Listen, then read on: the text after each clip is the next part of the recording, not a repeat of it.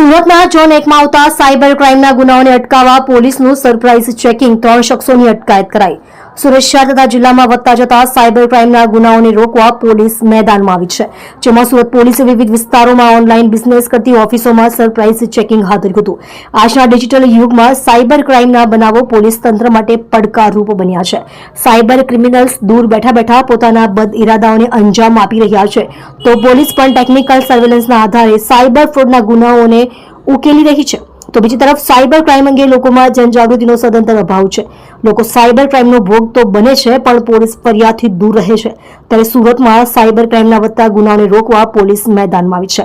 સુરત પોલીસની ઝોન 1ની સરથાણા, કાપોદ્રા, પૂર્ણા, વરાછા અને સારોલી પોલીસની ટીમ દ્વારા શહેરના વિવિધ વિસ્તારોમાં તપાસ હાથ ધરવામાં આવી હતી, જેમાં સરથાણા અને યોગી ચોક વિસ્તારમાં આવેલા શોપિંગ મોલમાં ઓનલાઈન બિઝનેસ કરતી ઓફિસોમાં પોલીસ દ્વારા સરપ્રાઇઝ ચેકિંગ હાથ ધરાયું હતું, જ્યારે સાયબર ક્રાઇમની પ્રવૃત્તિ તેમજ ડુપ્લિકેશન થાય છે કે કેમ તે અંગે તપાસ કરવામાં આવી હતી।